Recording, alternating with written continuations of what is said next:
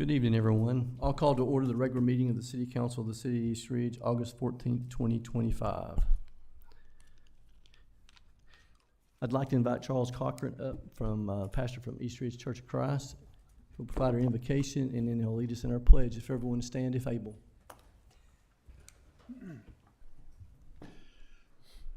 Our Father, we are grateful that we can approach your throne of sovereignty and authority over all of us, the sovereignty of your Son, Jesus Christ, who has all power in heaven and on earth. And may we submit ourselves, Father, to your will in all that we do. Father, we thank you for Mayor Williams and all of those who serve with him on this city council. We pray for wisdom as they lead our great city of East Ridge. Guide them, Father, to make the very best decisions that will be a blessing to all of us who live and are blessed to be in this city. Father, we are also concerned tonight about the recent flooding in our area and the loss of life that occurred. We pray that your comfort will be with those who lost their lives in the accident, and also, Father, those that were going through this flood, that you will be with them. Holy Father, we also pray this evening for our president, and we pray for the president, the leader of Russia, as they meet tomorrow. We do pray for a soon end to that conflict between Russia and the Ukraine. Father, we pray that our president will have wisdom in making the very best decision, and that they might be able, Father, to work through a peaceful resolution. For the war in Israel and Gaza, we pray for that to soon end also. Bless our nation, bless our families, and bless us, Father, that we will always walk in the way of righteousness. In Jesus' name, amen. Amen. I pledge allegiance to the flag of the United States of America and to the republic for which it stands, one nation, under God, indivisible, with liberty and justice for all. Thank you, sir.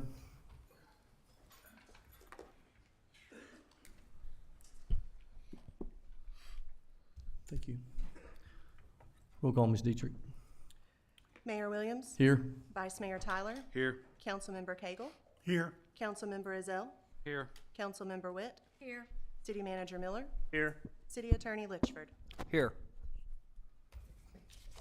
All right. The next item on the agenda, or the first item, is the consent agenda. This is the approval of the minutes for July the 24th, 2025, and the declaration of surplus property. I assume everyone's had an opportunity to review the consent agenda, and I'll entertain a motion. I make a motion to approve the consent agenda. Second. A motion approved by Councilmember Witt and a second by Councilmember Ezell. Do we have any discussion or corrections? I see none. Roll call, Ms. Dietrich. Vice Mayor Tyler. Yes. Councilmember Cagle. Yes. Councilmember Ezell. Yes. Councilmember Witt. Yes. Mayor Williams. Yes. Consent agenda approved. We'll move to the next item is communications of citizens. This is an opportunity for a citizen resident to address the council with any questions, concerns, or accolades. We did have a sign-in sheet, but if you didn't get signed in, you still have an opportunity. First one that signed in is Joe Wilson. Yes, sir. You don't have to give your name and address since you're, so just go right ahead. Yes, sir. Thank you for letting me have the time tonight.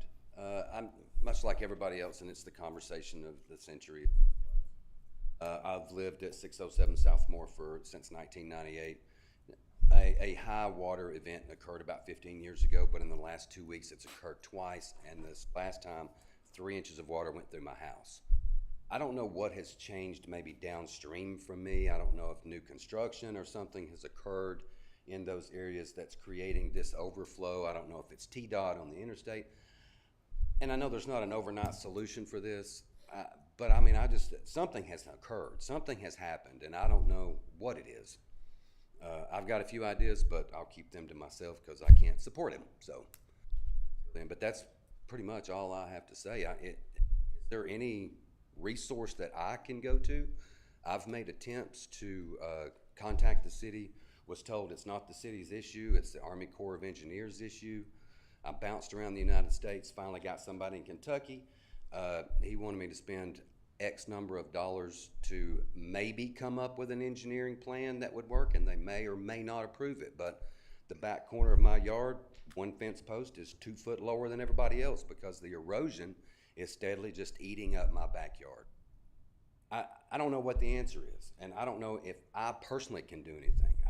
I have the resources. I could go in there and build a wall, but I can't get near it because it's not mine. You know what I mean? I can't touch that. It's not my responsibility, nor should I have to do that on my own. So yeah, I just pretty much. Is there any resources that I can turn to? That's my question. Do you have any recommendations? That's a good question because you're asking, I guess one that I've had in the back of my mind on and off for several years now.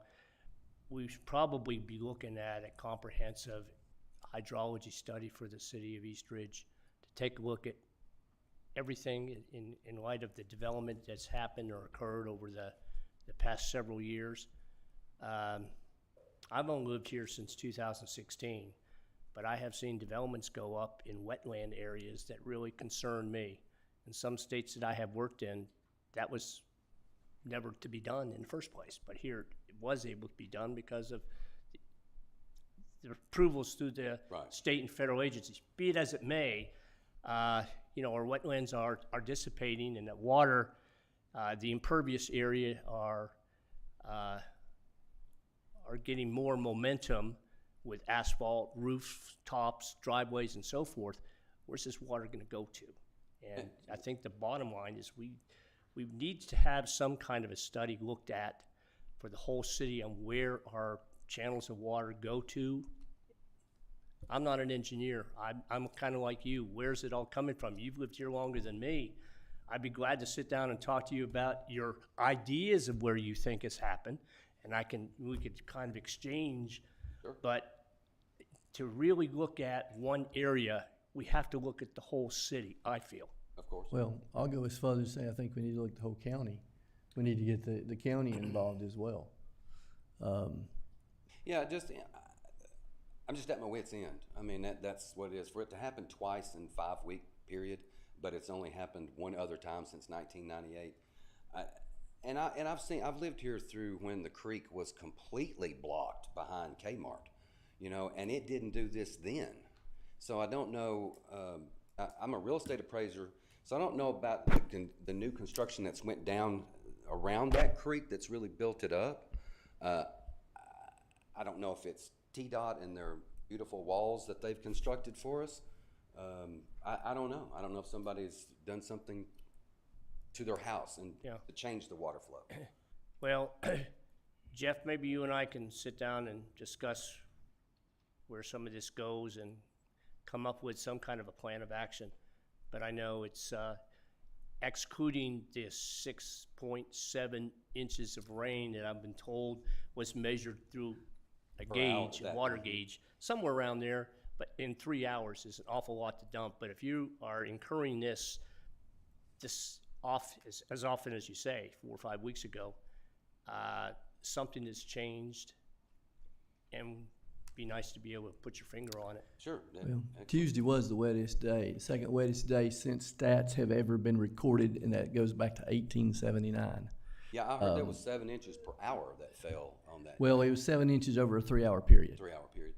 But they count it as a 24-hour period. So over the whole 24 hours, it was almost 7 inches of rain. And like I said, that's the second wettest. The other was back in the 70s when it flooded all of Brainerd. Since records were kept in 1879. I have a few things I was going to say early, when I get to my communications piece. But yeah, I know that some of the new developments like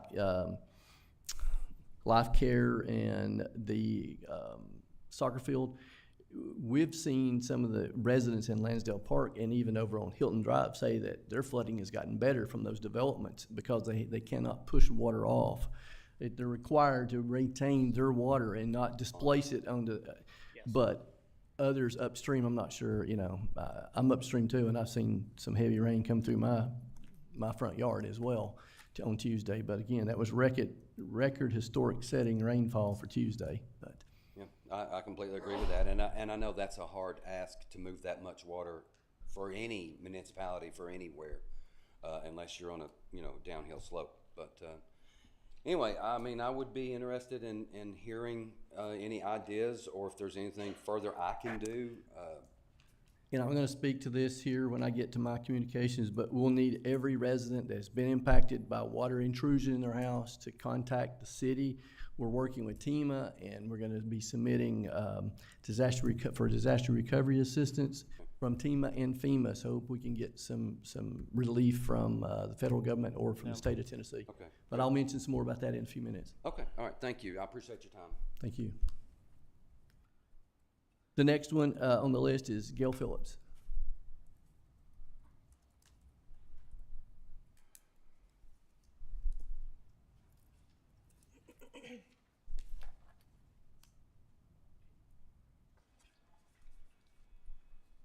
Yes, ma'am. Hello. Hello. Thank you for letting us speak tonight.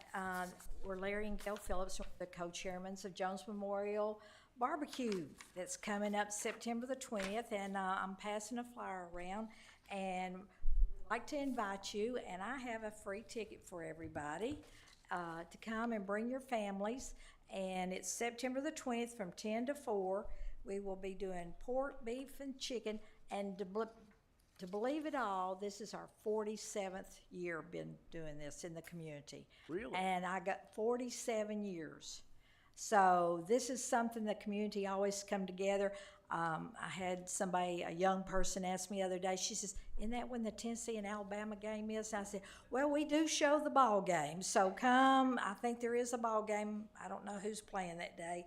But you'll see the information on the prices, but the proceeds go to the children of East Ridge, and we buy coats and anything for the schools. They contact us, so it's a good program, and it's a good mission for our church. So we would love to invite you all. Thank you. Thank you. And I have tickets for everybody. I can contest that barbecue is excellent. I get sandwiches and I also get it by the pound, so I can heat it up and eat it throughout the rest of the month and on. I'm gonna buy my tickets. I can gift these? Okay. Yeah, well, I'll gift mine too. Yeah. There's also stuffed potatoes. You get it with pork, beef, or chicken. You have chicken? Thank you. Good. I got mine. Thank you. My buddy Cameron's gonna be mad I didn't buy my ticket. We got one. I got one. I did not. I wanted to make sure everyone got one. Thank you. Thank you very much. It's a great cause. That's all that has actually signed in, but if there's anyone in the audience that would like to address the council, now's your opportunity to come forward, and you have 5 minutes.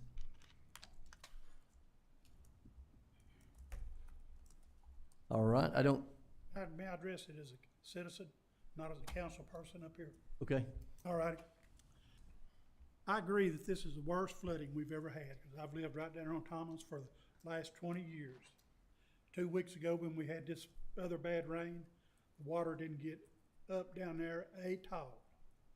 This time when that water come through, there has to be a blockage from up here, way it goes down, backed it up this way. Now, on the other side over, I don't know where it comes from, but I have never seen it over the road at the corner of Ely and Tombras Avenue. It was over a foot deep there. We were worried about people running off in that big ditch when it's turning left off of Tombras, trying to keep from going through the water, but it's getting in worse dangers up through there. So I would like to ask the city if they couldn't get someone to walk these ditches that they're claiming that we're having the problems on, like down here on Marlboro. I don't know where that ditch runs to, but I know where this one up here on Tombras runs down through there, because the one that runs off across Lazard here goes under about a 48 or a 60-inch tile. It's a big old tile. Goes down through there, and then it runs into this, then it goes down, and it runs down between two duplexes. I don't know what size it is there, because it's all grown up, you can't see up through there, and it's supposed to come down and hit that road and turn right. Well, it don't hit that road, turn right, it hits that road and goes right over the top. So, and then it's supposed to come down there and go under Tombras again, and everybody knows this big old concrete ditch down here. And I know who put it in, and the way it goes, and the way it goes down here, circles back through the people's neighborhood, goes off down here and goes across McBride, and then down that way. So I'd just like to ask the city if they couldn't get someone to walk these ditches to see if it's the city's problem or the property owner's problem, and inform the property owners that it is their problem, and if it's the city's problem, let the city fix their problem. Because this is I've been, like I said, I've been down here 20 years, and I'm up here giving this as a citizen, not as a council person. But something, and I agree with the people, something needs to be done, just like this lady over here off of Marlboro, Dover. I've never seen the water over there like that. Except for when she's been up here in the last council meeting complaining about it. Then this time it was worse over there. So something has had to happen downstream where this water might meet and run to the creek or something. So I just like to see the city walk these ditches to find out if there's any way possible to do it.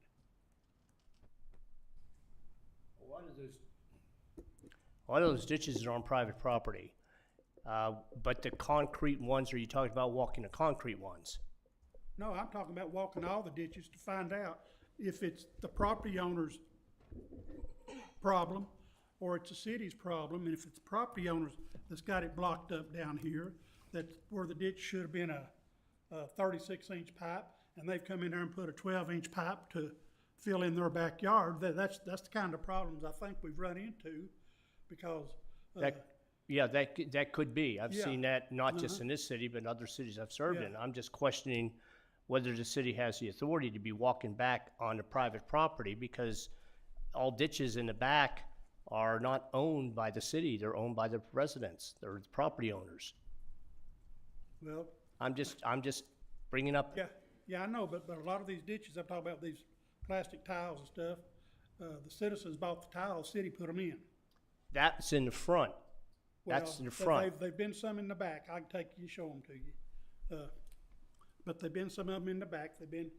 I know one house right down here that it went all the way around the back because she's having a problem getting up under her house, and it was No, the street in front of it. I can't think of the name of the street, but I understand what you're saying, but I would refer, Mike, a lot of the plats that have these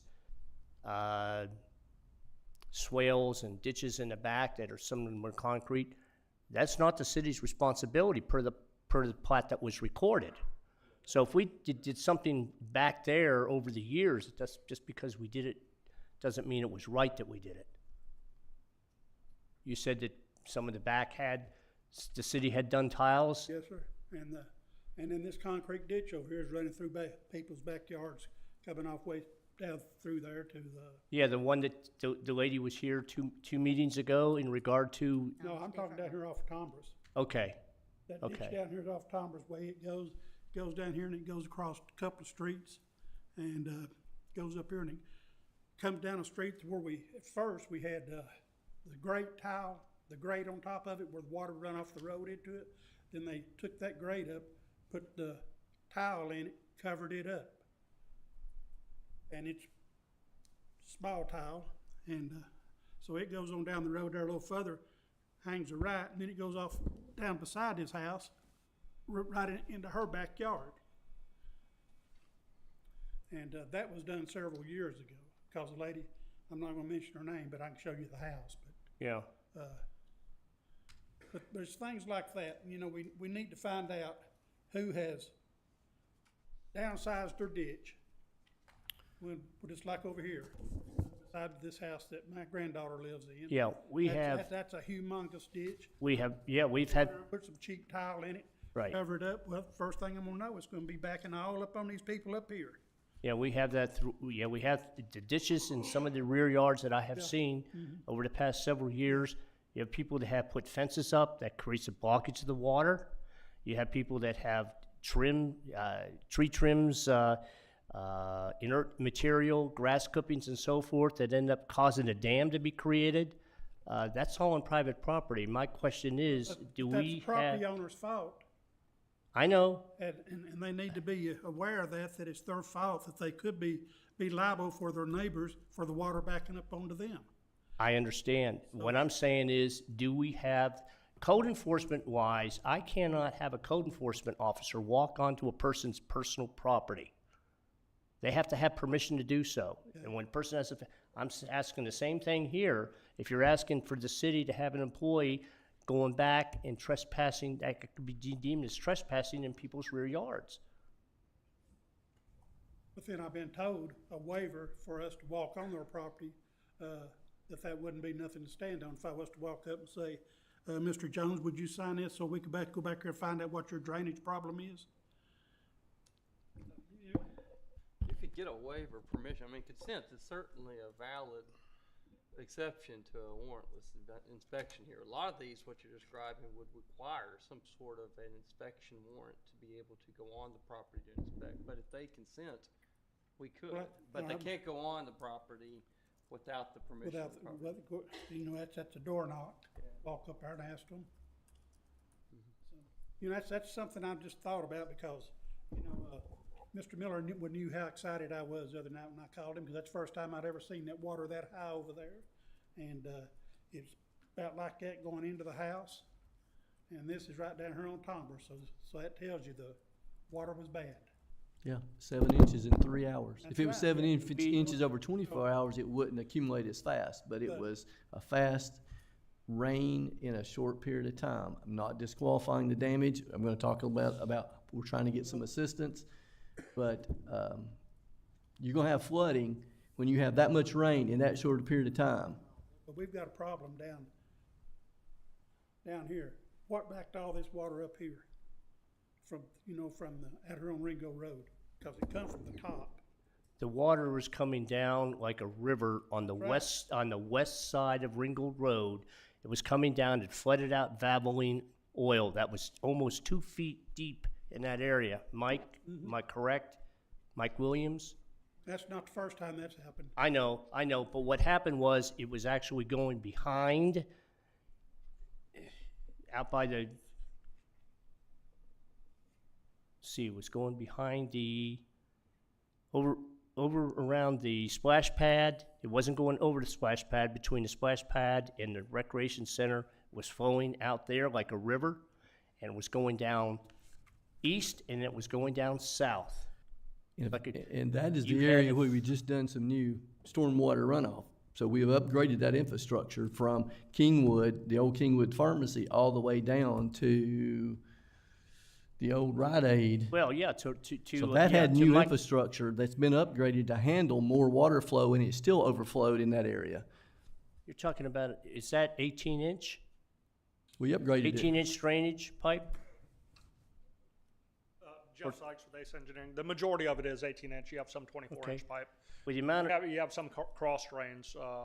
The old system basically was undersized. It was deteriorated. We still got some old infrastructure that runs under Ringgold Road, but basically you have a trough or a flume that runs from the tunnel down to the Walmart, crosses the street, but everything comes down that flume. We did a drainage study specifically in that area, and that's, you have basically 3 major outfalls in the city. On this end, it goes behind Jones Memorial, and then goes through that series of networks behind the houses. And one of the future phases we talked about, if you remember setting on council, is actually going from the old Kingwood Pharmacy on up to the Bachman Tunnels to try to alleviate that issue. That was one of the next phases we were looking at after we completed this one. right. Sorry to interject, but just, But you know, I've said all I was gonna say, but I still think we need to knock on these neighbors' doors and ask them if we can go in our backyard and see why the water won't go from there on down past instead of backing up. You know, because it's gotta have a block down here to back up. If I may make a suggestion, I know the outfalls that we have, Spring Creek in particular, we ran into blockages on Spring Creek. It's technically a U.S. Army Corps of Engineers, it's dictated by the U.S. Army Corps of Engineers, permitted.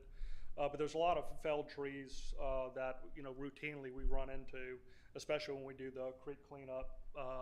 That you have fallen trees that come over, nobody pulls them out. That may be, you know, a simple solution is to periodically go through, cut some of the felled trees that are blocking the canal, because once that drainage moves through, then everything else behind it can come through. If you have a blockage at Camp Jordan or somewhere at the low end where everything's discharging, then it just backs it up. That may be a suggestion that you know, something that could get looked at on an annual basis or something like that. I'm through. My 5 minutes is up. Thank you, sir. I'll ask one more, anyone else? Yes, sir. If you'll give us your name and your address for the record. Charles McCullough, 1214 Reeves. I just wanted to, after all this, I just wanted to point out, on Reeves at least, I have one across the street from me. There's one of those ditches in the backyard that runs through people's backyards. It's recorded on the plat as an easement. I don't know, I don't have it in my backyard, so I don't know who owns the easement, but like if it's owned by somebody, like if somebody who's not the property owner has that easement, I don't know if that gives us another way to like a back road to. Yeah, we'd have to look at the plat. A lot of those plats Yeah. are so dated that were developed by developers way before we were here. And a lot of those plats even say on there, these are not city-owned Right. culverts or Okay. Easements. there are easements between the shared property owners of that entire culvert. But I'd have to, all those plats are different. I mean, Okay. And would it be, I don't know if we could do like an ordinance for those kinds of things, because like I know it's easy to say, well, it's the homeowner's responsibility, but like I could take responsibility for my one little chunk of it, but then when my neighbor up here dumps his leaves into it every fall, and then my neighbor down here doesn't take care of their portion, and it makes it back up across the whole street, like what do I do? And like we had it too, like Reeves and Bennett were a river. So I don't know. There's got to be something more than just say everybody takes care of their one little spot and say that takes care of the issue, because it doesn't. So anyway. Thank you. Is there anyone else? Something that I needed to, that I would like to speak up to was, it wasn't just the creek water that I was getting, it was the gray water coming back out of the sewer pipe, because there's an opening drain on the right side of my driveway that goes into that sewer system. Well, when it floods, that sewer system comes back into my house. So I had all that gray water run through my house. So it wasn't just coming from the creek. It was also coming out of the sewer system. I was out Tuesday evening, saw the water. We were driving up and down roads. You said more roads. You had more road particular. You could see the water shooting right out of those manholes. Absolutely. Yeah. So I don't know if the infrastructure of those needs to be upgraded or. They are being upgraded They're now. working The on those now. WWTA is spending upwards to $6 million plus in regard to manhole rehabilitations and slip lining the sewer lines to keep this from happening. So they're also, if you are driving on I-75, 24, you'll notice a couple major tanks being constructed on the, say that would be the south side of 75, 24. Okay. Those are to be built, 1.5 million gallon storage tanks for sewage. That be able to take the sewage in periods of what we had last night, to be able to hold on to it, and then during drier times to release it into the system. Because there's, we've got a lot of capacity that we're throwing in those systems. And in some areas of the city, we do have a sewer moratorium on, where development can't occur until the system's upgraded to be able to handle it. I got you. Okay. Yeah, I just failed to mention that earlier, but thank you. Thank you. All right. Last call. All right, I'll move on to communications from council member. I'll start on this side. Councilmember Cagle. No, I've done had my time. Vice Mayor Tyler. I don't have anything. I do have more to talk about the water, but should I wait until you talk about it, or? Go ahead. Okay. So, I live, I'm a neighbor of Mr. Wilson's over there. I live on, Fountain in between Marlboro and Moore, and that, same, I don't know what to call it. Is it a ditch? Is it an aqueduct? I have no idea. It runs behind my house too, and, like Mr. Wilson, I've never had it back up into my yard except for 2 times, and that was in the last however many weeks. Yeah, I agree. There's something backing it up over there. I mean, it's 8 foot wide. 8 foot deep and 12 foot wide. And it was completely full and ran into my yard. It ran over to my neighbor's yard. It covered all of Lenoir and Madonna. I mean, it was awful. And I too would like to know what's blocking it up. And I've talked to the city manager a few times that I think we're going to have to do some sort of study and figure this out, because it is one thing to say that, hey man, it's a lot of rain to happen in a short amount of time, but I know what I saw, and it was backed up. I mean, it was backed up, yeah, as far as the gray water, it did smell like sewage. Whatever was running down Maryland Circle. Maryland Circle was a river. It smelled like sewage. It came through my neighbor's yard. That little culvert there that ends in the dead end over there by my street, there's that little walkway, and it's concreted in back there, but when it empties out into my yard, it's just wide open. There's no concrete there. I don't know who installed the concrete originally, but I know that my yard, much like Mr. Wilson's, is I've got less property now than I did when I bought the place 13 years ago. And I don't know if it's upon me as a property owner to fortify it. I don't know if I'm even allowed to do that. And I even told Scott on the phone the other day, when it dries out, I'm gonna walk that thing.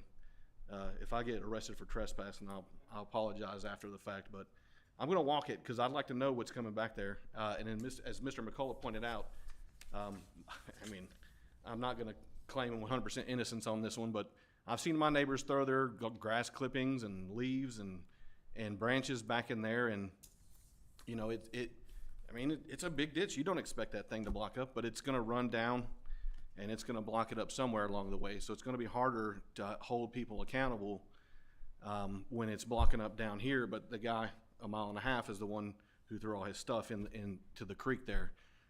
But I don't know if we have some sort of enforcement mechanism, but I would like to maybe look at seeing if there's some sort of reporting we can do and get an ordinance on the books that could prevent people from doing this, because people like Mr. Wilson and myself are really taking the brunt of all of this whenever it backs up. Luckily, it didn't flood me too bad, but I know a few of my neighbors that live over there off Maryland Circle and Lenoir. They really got the bad end of it. And that poor family that lives over on Marlboro by that little bridge, good Lord, that was awful. It went into their garage. It's in her house. In her house, yeah. And then when the water receded, their really nice fence that they have there was just covered in just all manner of trash that had been washed through the system into their yard. So, I mean, like Councilman Cagle, I feel there is some sort of responsibility on the city to at least look at future being able to prevent this in the future. I mean, only God can prevent 7 inches of rain from falling in 3 hours. But I mean, as a city, there's got to be something that we can do to try to mitigate this, to where it's not, destroying houses and property. I knew what I was getting into when I bought the place. We're in the 100-year floodplain, and I was aware of that, and I thought, yeah, I'm not going to live to be 100 years. But it happened twice in 5 weeks, and so something's changed. I noticed when the water was coming in, in my backyard and through my neighbor's yards, I drove up around, because I wanted to check out Lansdale Park, you know, because I was really concerned, because that's a known floodplain, and, you know, it was fine. It was perfectly fine. The engineering over there and the property development has greatly improved the situation over there. I was unable to make it to the terrace from Moore Road, because by the time I got to turn left on Moore over there, the ERPD had closed down the road, and our fire department was out there in a boat doing rescues. And I was able to drive up the terrace and get down there. By the time I got to my house, 15 minutes later, the highway is a river, and they're rescuing people out of that. And it was just fine, not even 20 minutes before. So something between Spring Creek and McBrien was backed up over there. And it was obvious if you went back in there. Something blocked it up, and I don't think it's just one. I think there's probably multiple blockages everywhere. You know, we went for a dry spell of rain and then to the most rain ever. So the problems are obvious. I think the solution is somewhere that's above my pay grade. I'm not that smart. But I like Councilman Cagle here. I think we ought to have something done if possible. Whether it is installing a stormwater fee to help pay for it, because I know nothing's free, but I'm willing to do whatever it takes to prevent this thing happening ever again, or at least doing what we can to mitigate any future problems. Thank you, Mr. Wilson. I like your garage. It's really nice. It is. Thank you, Mayor. That's all I got. Yes, sir. All right. Councilmember Witt. During the 6+ years I've been up here, we've talked about this a lot. And it seems like at one point somebody told me that we had like a mainline ditch running through East Ridge, and that the Environmental Protection Agency may also be involved in it. So I don't know if that's involved or not, but we have been talking about this for the whole time I've been on the council. I think the study he suggested that we do, bring the county in on it, is probably a good idea. I didn't personally get affected by it, but I too love your garage doors, okay? Because I told my husband I wanted them, so you're in trouble. No, it sounds like he's in trouble. Yeah, because I love those doors. And the green and red lights too. I like those too. Yeah, it's cool. My suggestion is to go with what y'all said. Thank you, ma'am. I hadn't Councilmember got Rizzo. really anything to add. It's basically the same thing. I talked with a gentleman on Springville today, and he got 5 feet of water in his garage. He's been there 34 years. Never had 5 feet of water. It's flooded, but never had that kind of water. So probably what you need to look at is the past few years' development, the fill-in of the floodland to build on, stuff like that, and try to make a adjustment to help the flow. All I got. And Yes, sir. Jeff was smart enough to live on a hill. Yes. Big hill. All right, so want to mention a few things, and it's regarding the flooding. So myself, the city manager, the police chief, and the fire chief, we actually met with Hamilton County Emergency Management Office along with TEMA. That was Wednesday morning. Mayor Wam's office called and wanted to meet us and bring them over. He was concerned and wanted to participate in a briefing and actually do a tour. So he came over and we briefed him, and then we actually toured some of the several of the damaged areas around the most impacted. Book out the one that you mentioned. We actually went and visited that house. We talked to several residents there. We were in Springville talking to them. So first and foremost, I want to thank our East Ridge first responders for their heroic acts during this most dangerous circumstances. They had swift water rescues. They had several cases of helping and assisting home evacuations. And then thanks to several of our other departments that assisted in road clearing, cleaning up, and many other activities. And I'm going to ask both chiefs to come up just in a minute and just explain some of the things that occurred and what happened and how they handled those situations. But one thing I do want to mention too is we have sent out a press release via social media and through the media, paper and TV, that we're asking all properties within the city of East Ridge, that includes residential, commercial, businesses, and other structures that experience water intrusion into their home or their workspaces and sustained storm-related damage, to contact City Hall. As I mentioned, we're working with TEMA, and we're wanting to apply for some FEMA disaster assistance to then provide to our residents. So we will take those. We want to get full address, phone numbers, email addresses. If you have a brief description of the damage and even better pictures of what's occurred, submit those. You can get with Amanda Bowers, Administrative Office Assistant, at abowers@eastridgetn.gov, or call City Hall at 423-867-7711. So we want to compile all that. We're working, again, like I said, with Hamilton County Emergency Office and TEMA. We had a TEMA person on site with us as well. So we want to get that built so we can submit that and then apply for assistance that we can then disperse out to our residents if we get assistance. Hopefully we will. We feel confident. Mayor Wamp started the first stages of that, declaring it an emergency for the entire county.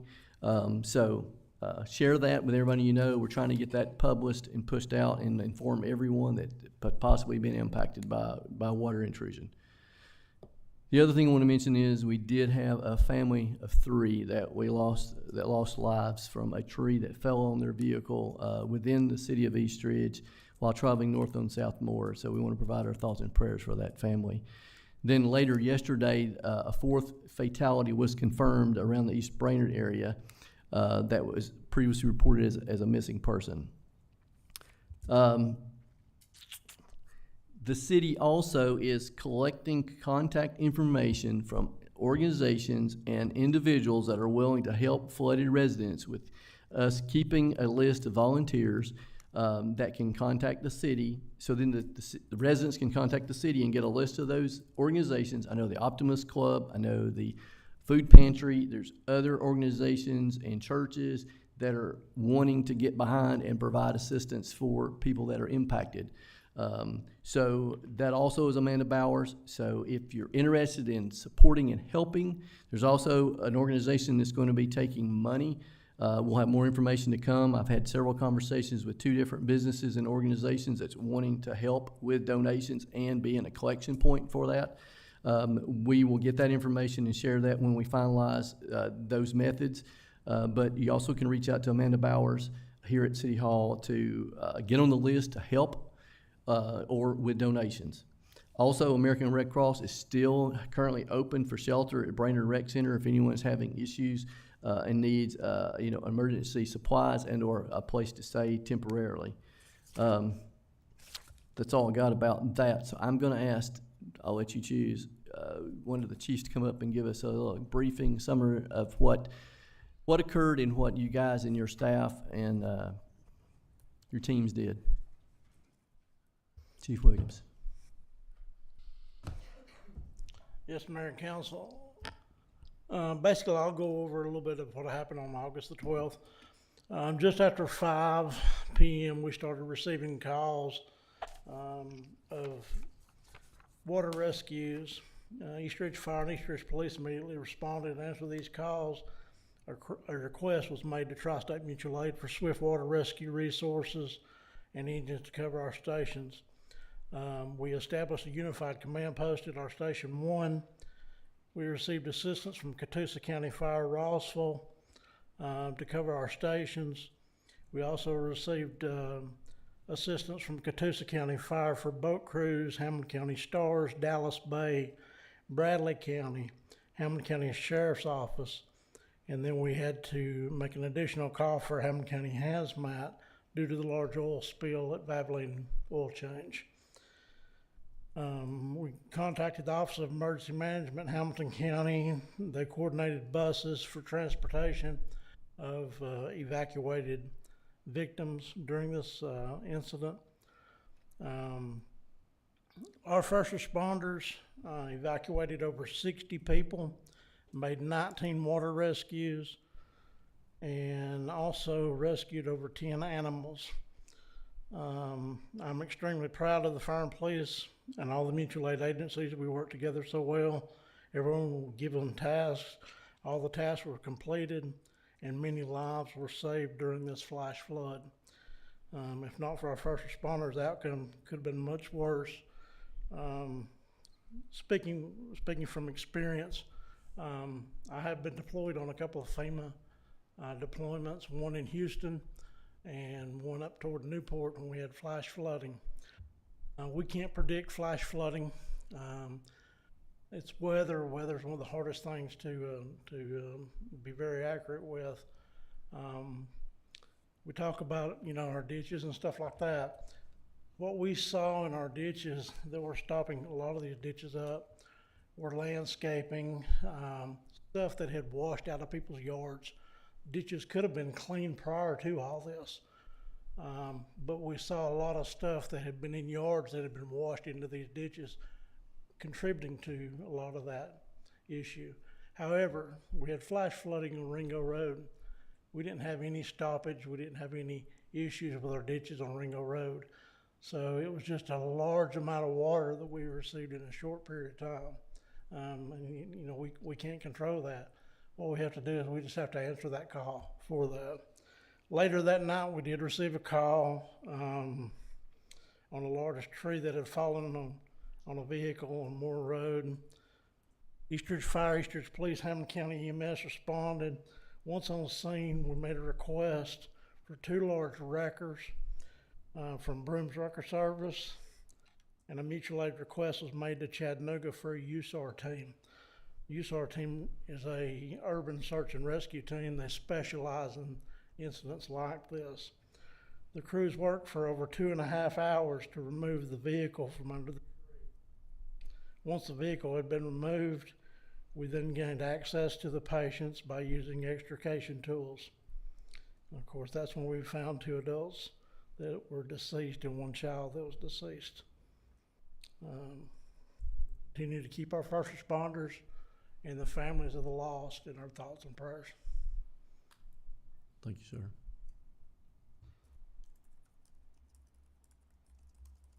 Chief Olson.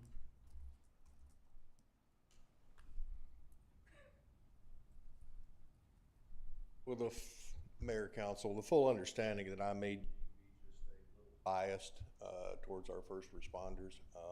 Extremely proud of the actions they took that night. Just to give you a broad overview, during the event, the police department, we answered in excess of 160 calls.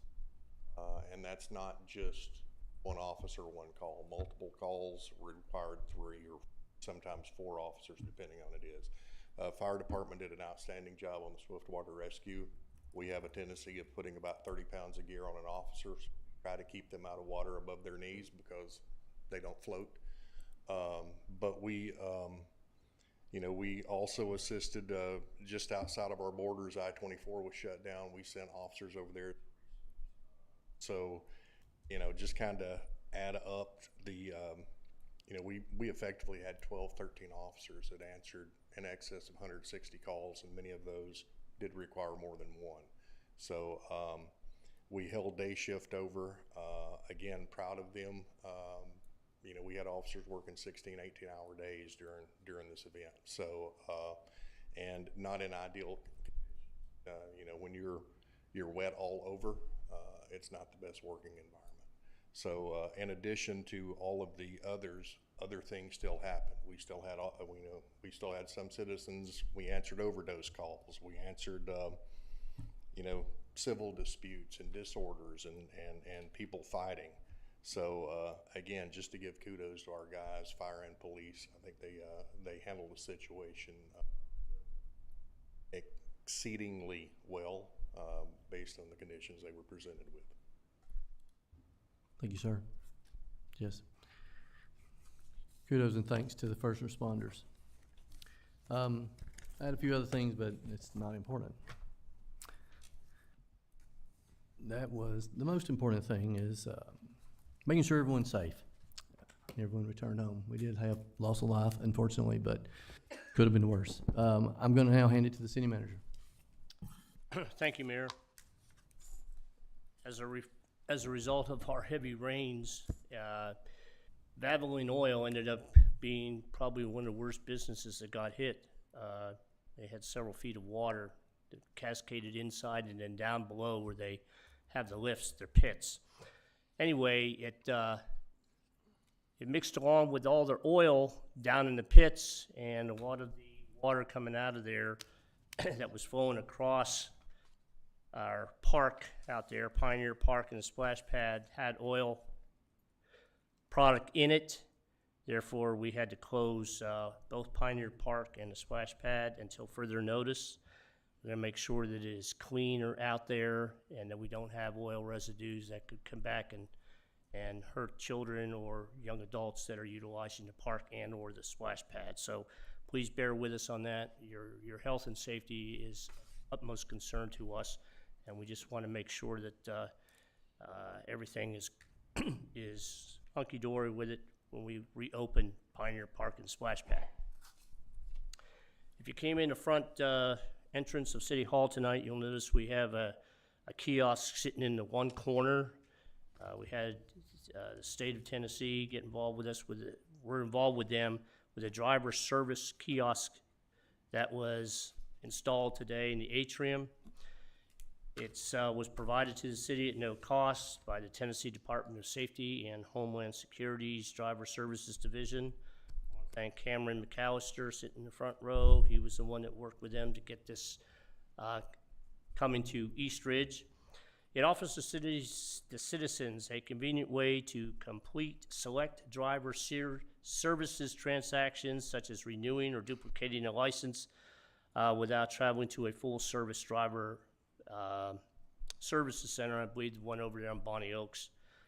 Real IDs cannot be issued from the kiosk for first-time users. However, once you are issued a real ID, you can have it renewed there. So it's just a service that we can provide through the state at our City Hall. And then lastly, as part of the major project that has been going on for, I guess, 2016 or 17 from Hamilton County WWTA in regard to controlling our sanitary sewer overflows, or SSOs, as we refer to them.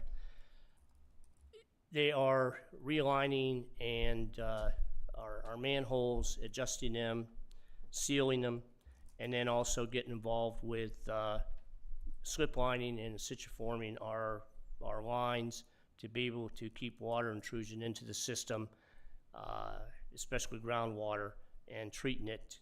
I think everybody wants to keep our WWTA bills as low as possible. Hopefully that this will help them do that. But as a result of this, they've been doing over $6 million worth of this kind of work throughout the city. On Monday, August 18th, we're going to be closing John Ross Road between Greens Lake Road and Bennett Road, probably at 7:30 in the morning till 5 o'clock at night. The reason why we need to do that, they have to get involved with opening a manhole that has been covered up over the years. They've got to excavate that, locate it. It was close to the center of the roadway, therefore that was the reason why we had to close the road in that particular location. And they need to bring that up to grade. They need to install a new manhole there. The manhole is necessary because when they slip line the sewer lines going to the north and the south, they need to have a location in that vicinity to be able to handle that work. So we'll see some other road closures on John Ross. This is the start of the first one that's coming down the pike the next couple weeks, and we will keep you advised through social media and press releases. Mayor, that's all I have. Thank you, sir. All right, as we move down the agenda, we do not have any old business, so we'll move into new business. Item A, which is a public hearing for ordinance number 1230, and I believe we'll read the ordinance as well. This is going to be a public hearing for ordinance number 1230, an ordinance of the East Ridge City Council to amend zoning regulations and the zoning map of the city of East Ridge, Tennessee, so as to rezone the property located at 842 South Germantown Road, tax map number 168D-H-006 from R1 Residential District to C2 General Commercial District. Thank you, sir. I will open up this public hearing. Mr. Howell, you want to explain? Yes, Mayor and Council. Request? So the applicant is requesting a change in zoning designation from R1 Single Family to C2 to establish a permanent medical clinic at this location.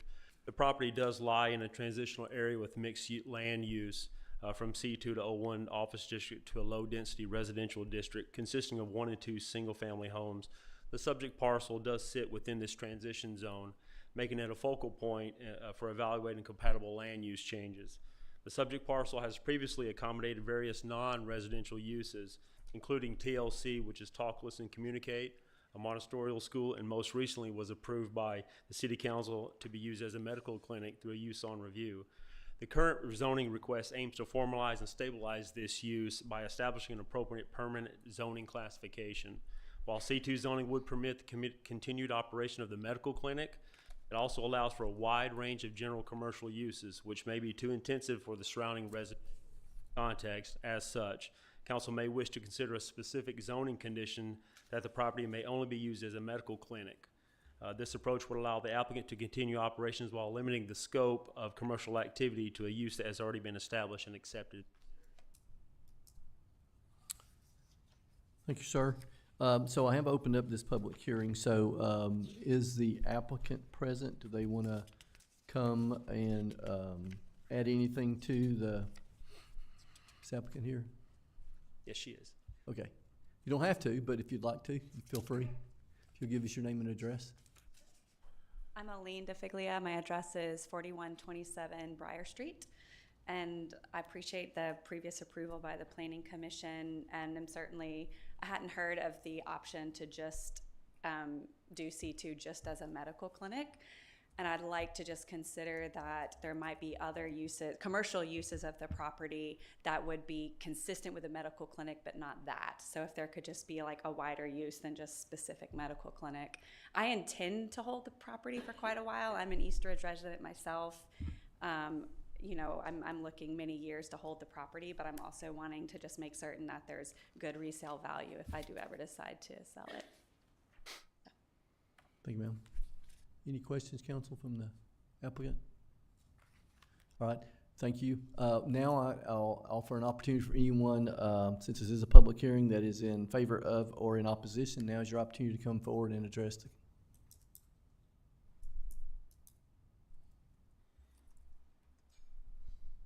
Yes, ma'am. You'll provide us your name and address for the record, please. I am Patricia Wagner, widow of Stanley Wagner, and we own a property within 300 square feet. That's the reason I'm here. Hi, Andy. And I just was curious what it was about. Okay. All right. I have no objections. Okay, awesome. Thank you. Is there anyone else? I see none. I will close this public hearing, and then we'll move actually into the actual reading of the ordinance and taking action. Ordinance number 1230, an ordinance of the East Ridge City Council to amend the zoning regulations and the zoning map of the city of East Ridge, Tennessee, so as to rezone the property located at 842 South Germantown Road, tax map number 168D-H-006 from R1 Residential District to C2 Commercial District. Thank you, sir. Council, we heard the applicant, we heard the details, so I will entertain a motion for ordinance number 1230. I make a motion to approve ordinance number 1230. Second. Have a motion to approve by Councilmember Witt and a second by Vice Mayor Tyler. Do we have any discussion? See none. Roll call, Ms. Dietrich. Vice Mayor Tyler? Yes. Councilmember Cagle? Yes. Councilmember Ezell? Yes. Councilmember Witt? Yes. Mayor Williams? Yes. Ordinance number 1230 approved, first reading. We'll move to item C and D. This is a public hearing for ordinance number 1231. An ordinance of the East Ridge City Council to amend the zoning regulations and the zoning map of the city of East Ridge, Tennessee, so as to rezone property located at 1171 South Seminole Drive, tax map number 168C-F-026 from R1 Residential District to RZ-10 Lot Line Residential District. Thank you, sir. I'll open up this public hearing. Mr. Howell? Yes, Mayor and Council. The applicant was requesting to rezone the parcel from R1 single family to RZ10 lot line single family in order to construct 2 single family detached dwellings on separate lots. The total site area is approximately 0.31 acres, is roughly 13,503 square feet. While both the R1 and RZ1 support single family homes, the proposed rezoning introduced a significantly different development pattern in terms of scale and form.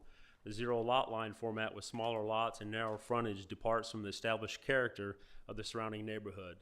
Currently, there are no RZ1 properties in the vicinity. Historically, all RZ1 designations within the city of East Ridge have been located near high-density residential, commercial, manufacturing, or office districts, serving as a transitional buffer to such. The context is not present at this site. Approval of this request could set a precedent for additional small, higher density development in historically defined larger single-family lots. While this rezoning does support a general residential infill and potentially enhances housing availability, it is important to recognize that the proposed development, through still single-family in nature, does not match prevailing scale and density or layout of the surrounding area. Its approval could disrupt the established development and invite broader rezoning request inconsistent with the city's planning goals. Thank you, sir. Is the applicant, yep, if you would like to come and add any additional statements or now answer questions? Yes, My sir. name is Wayne Williams. I'm Workshop Architecture. I'm at 1420 Macaulay in Chattanooga, and I'm representing the property owners in this matter. I was approached about this property to redevelop from the current underperforming house on that property. That's an existing rental property for which there have been several nuisance complaints, I think, over the years prior to my clients purchasing the property. They would like to improve the property, and the strategy of putting 2 single-family homes on the property gives them the financial incentive to do so. The lots, we chose RZ1 specifically because it was a single-family neighborhood and we wanted to keep the single-family character.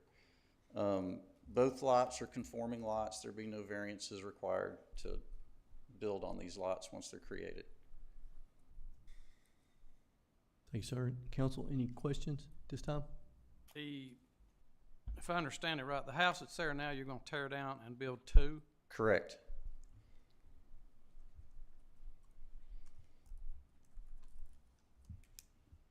Any other questions? Mr. Al, what did you tell me the current size of the lot is? 0.31 acres. I think that's approximately 13,503 square feet. And what'd you say the density would be? I believe it's 6.25, if not mistaken.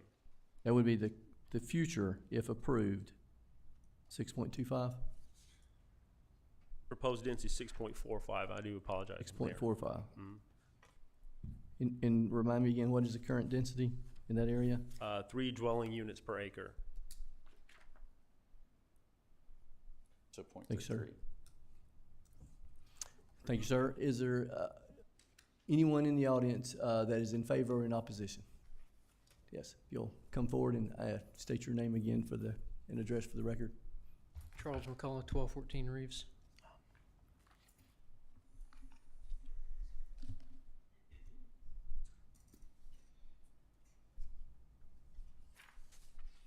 While we're waiting on those to make it down, I made little handouts.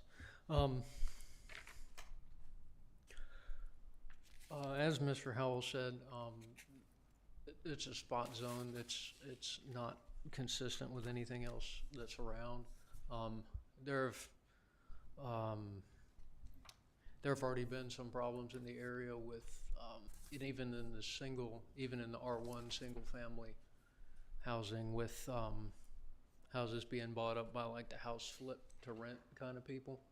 And then we end up with like short-term transient renters in and out, and like it's hard to, you don't know who your neighbors are anymore. It turns into a problem. And it wasn't that way when I moved in, heck, almost 10 years ago now. I think they made them around now. Okay, so if you look at what I've done here, it's just an overlay of the proposed new layout with the intersection of South Seminole and Bennett. That arrow on the right is what a driver is looking at as they're coming up north on South Seminole. It's like that's sort of a main artery, right? So you have commuters from Georgia coming up pretty fast on that road. And then that intersection, the straight, quote, straight on South Seminole is like a 45-degree angle. So people just whip around on that 45-degree angle, keep going. And then you have a little bit, you have like 100 feet, and then the proposed driveway for one of these houses. Right now, what's there right now, the driveway for the one house, is a loop that connects these two proposed driveways. As long as I've been there, I don't think I've ever seen anybody use the one that comes out onto South Seminole. And I know I've never seen anybody try and make a left going north onto South Seminole. If we split this lot up and make it to where that is the only exit for one of these houses, there will be an accident section. That it's already dangerous, and we're increasing density there. So I think that's about all I've got to say. Thank you. Thank you, sir. Is there anyone else?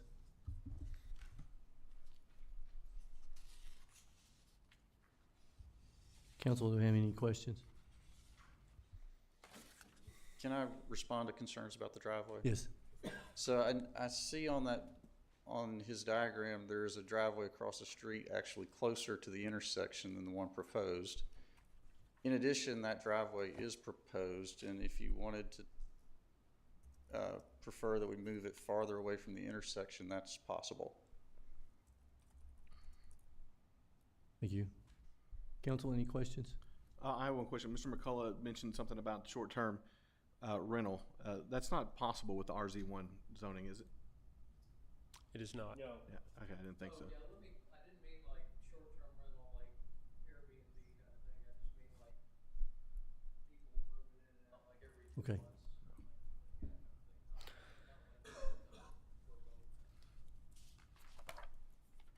Anything else, council?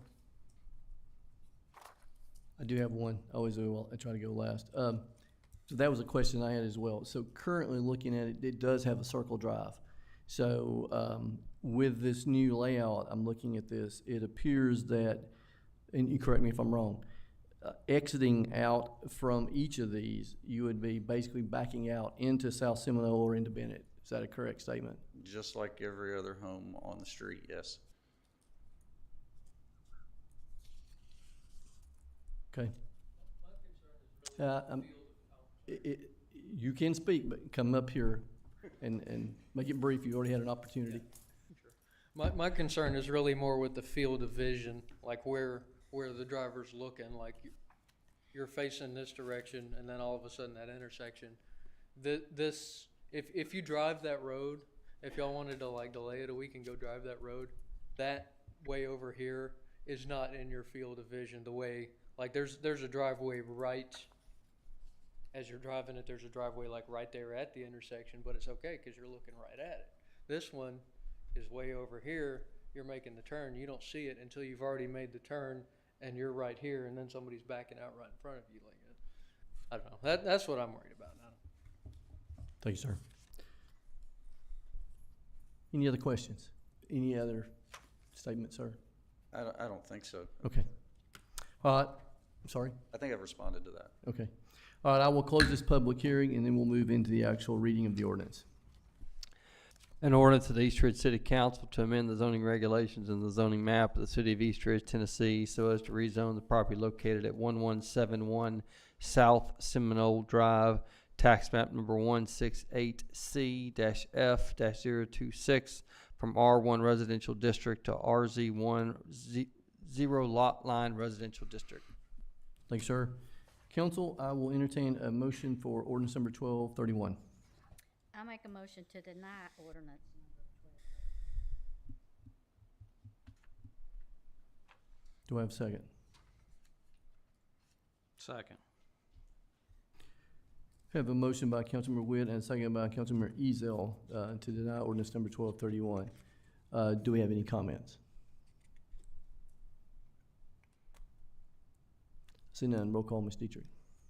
Remember, a vote yes is to deny. Vice Mayor Tyler? Yes. Councilmember Cagle? Yes. Councilmember Ezell? Yes. Councilmember Witt? Yes. Mayor Williams? Yes, ordinance number 1231 denied. Thank you. Thank you. We'll move to item E, resolution number 3714. A resolution of the City Council for the City of East Ridge, Tennessee, approving the execution and delivery of a development agreement with ER Investment LLC relating to a project in the Border Region Retail Development District and authorizing certain actions relating thereto. Thank you, sir. Mr. Litchford, or is it All right, Mr. Miller? Okay, can we take that? Yes. That's fine. All right, this matter comes to you all from the Industrial Development Board, voting for recommendation for approval of this. This relates to property up near the Belvoir intersection that is proposing a reputable shopping center consisting of not less than 3 units in there, proposing restaurant, retail, and then another potential one that is right now, they project it to be a laundromat. A laundromat, a convenience store, and a restaurant. Yeah, so, okay. So this, it does qualify for a retail establishment under the Border Region Act. This is a development that is coming more in the west end of East Ridge. And the developer here has proposed that these taxable sales to be generated off the 2 units that are operating commercially will be around 1.8 million starting, and then going down. You can see on page 17 of your booklet, in your packet there, of this development agreement. Exhibit D shows the annual incentive schedule proposed for this project. The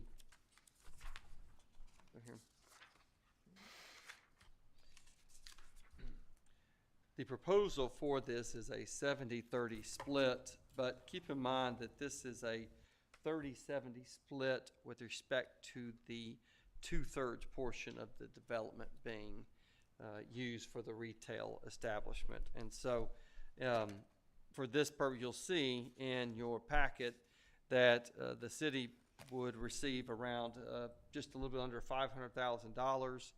The total development cost for this, I believe, was somewhere close to around a little over $3 million, give or take. And then, but we're taking only with respect to that, remember, the investment is what's able to be reimbursed up to that amount. In this case, the reimbursement would be eligible for this 2/3, of which the city will get to keep 30% of that, and the developer will get to keep 70%. Baseline on this is relatively nominal, around $17,000 is what we are estimating as the baseline. And you can see what the annual amounts that are going to be generated for both the developer and the city. Again, this matter comes to this board via the Industrial Development Board, which voted unanimously to approve this development. Thank you, sir. Council, I'll entertain a motion for resolution number 3714. Make a motion to approve resolution 3714. Second. We have a motion to approve by Vice Mayor Tyler and a second by Councilmember Ezell. Do we have any discussion? I see none. Roll call, Ms. Dietrich. Vice Mayor Tyler? Yes. Councilmember Cagle, Yes. Councilmember Ezell, Yes. Councilmember Witt, Mayor Williams. Yes. Resolution number 3714 approved. We'll move to item F, resolution number 3715. A resolution of the City Council for the City of East Ridge, Tennessee, authorizing the city manager to approve change order request number 5 for the North Macksmith Road widening and improvement project for modifications to 6 drainage structures. Sir, Mr. Miller or Mr. Sykes? Mayor and council, this change order is necessary to lower several structures out on the on both the north and south side, or the east and west side of North Macksmith Road. In summary, the structures are about 6 inches too high, and replacing them is not a viable option. So we've asked the contractor to get pricing to saw cut and cut those structures down so that we can get the proper cross slope of the road. This was an oversight that should have been caught during the review period of these structures. They send an as-built, or the drawings, we go through them and improve them. There was not information on the heights or the elevations, but again, it's something that we should have caught. This is something that our company will reimburse the city for if that's necessary. We still think that the project's going to come well under the budget, but I did want to throw that out there. This was an oversight on our part. And hopefully this is the last time I have to come before you. Thank you, sir. Council, I'll entertain a motion for resolution number 3715. I make a motion to approve resolution number 3715. Second. We have a motion to approve by Councilmember Witt and a second by Vice Mayor Tyler. Do we have any discussion?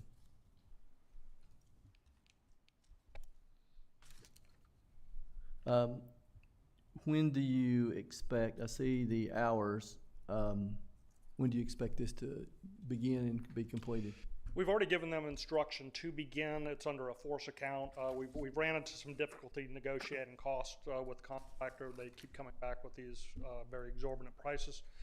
So we've authorized it under what's called a force account, where we'll track their labor, their equipment, Blue Book rental rates and everything, and that'll establish what the actual cost is. I want to say, Mr. Miller, you may know better than I am, but I want to say that the cost they proposed was about $20,000 to $30,000. We knew what the cost would be to reduce the structures, so we went basically with that route of doing it under a force account so that we can track them, make them whole, and then also look out for the interest of the city and the money expenditures. We anticipate the work should have already begun under the force account aspect of it. The payment would not be made until much later when everything is put together, but they should begin that any day if they haven't already.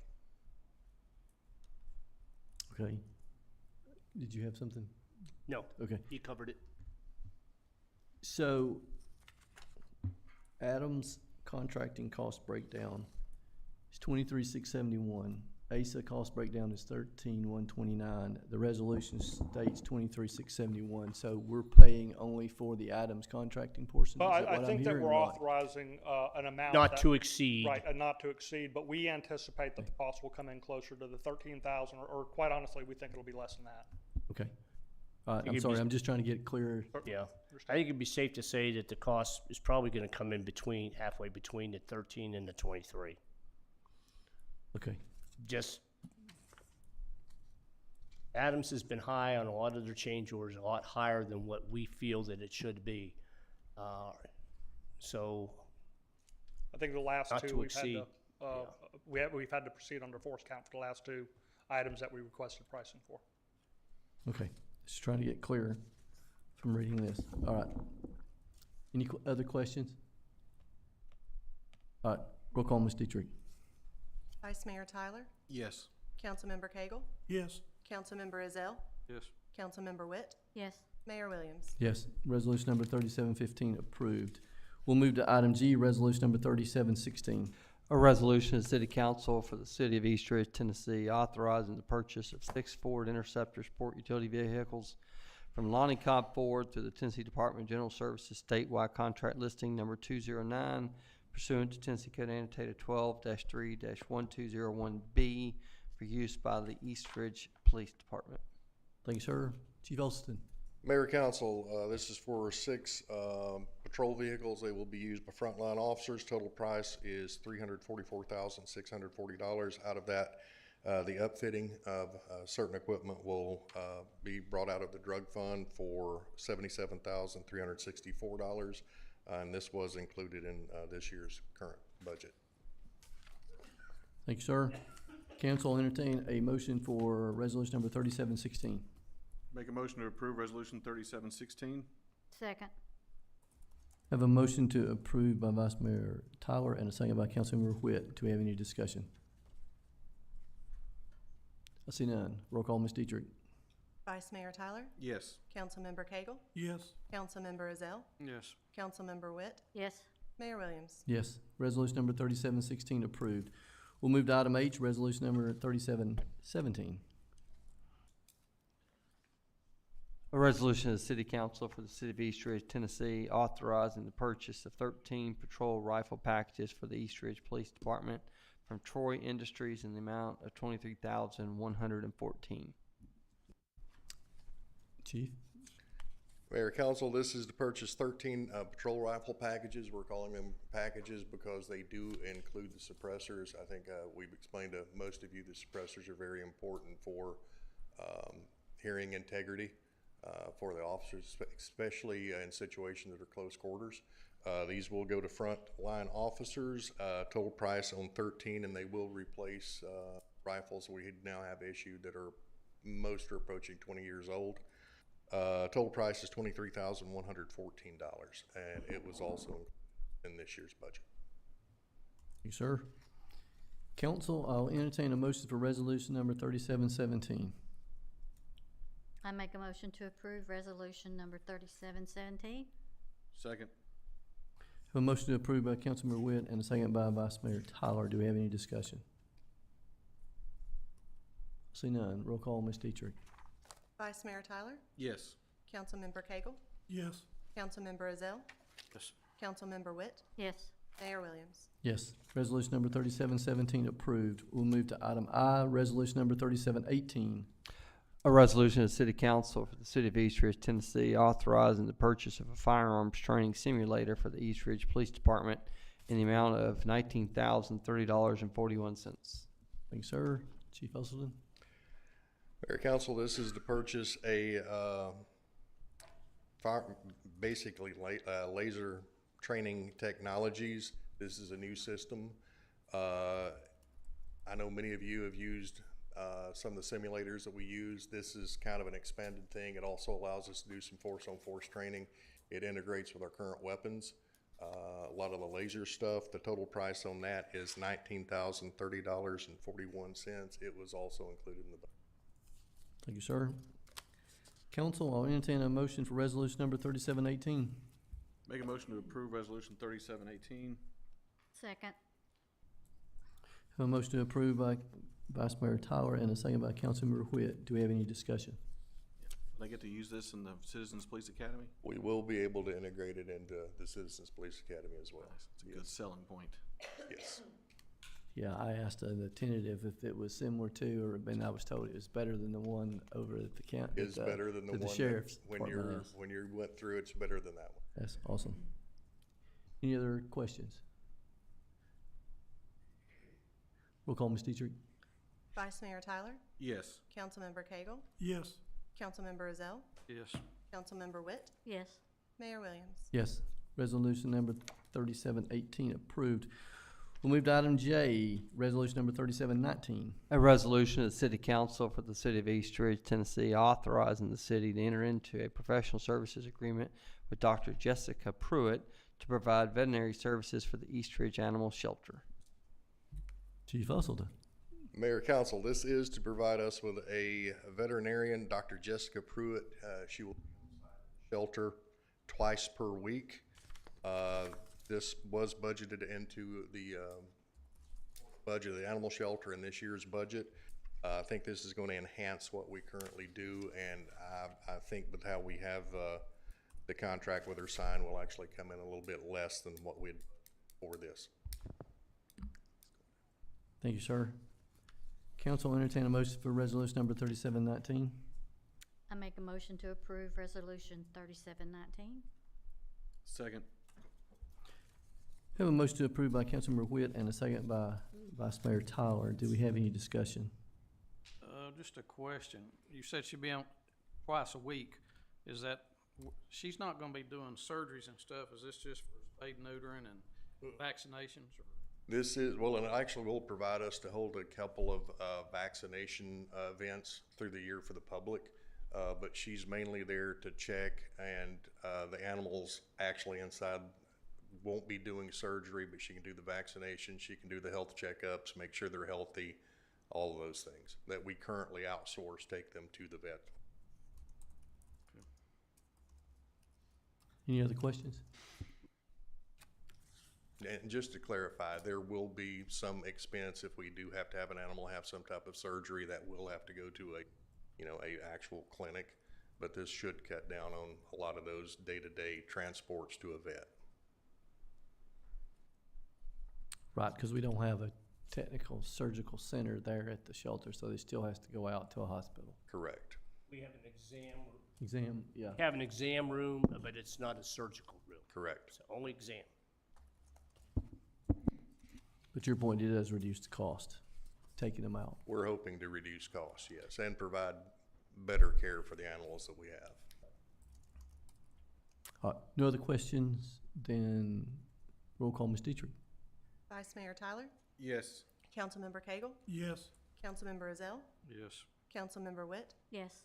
Mayor Williams? Yes, resolution number 3719 approved. We'll move to item K, resolution number 3720. A resolution of the City Council for the City of East Ridge, Tennessee, authorizing the purchase of hydraulic rescue tools for municipal emergency services through the Sourcewell Cooperative Purchasing Program, contract number 020124. Thank you, sir. Chief Williams. Yes, Mayor and Council. The fire department is requesting permission to purchase hydraulic rescue tools through Sourcewell with the contract number of 020124 from MES Municipal Emergency Services in the amount of $65,202.48. This item was budgeted under capital line, item 941, general purpose machinery and equipment. However, it was budgeted for $61,862. Since the passing of the budget, there has been an increase in price for these rescue tools of $3,000, with an increased amount of $3,340.48.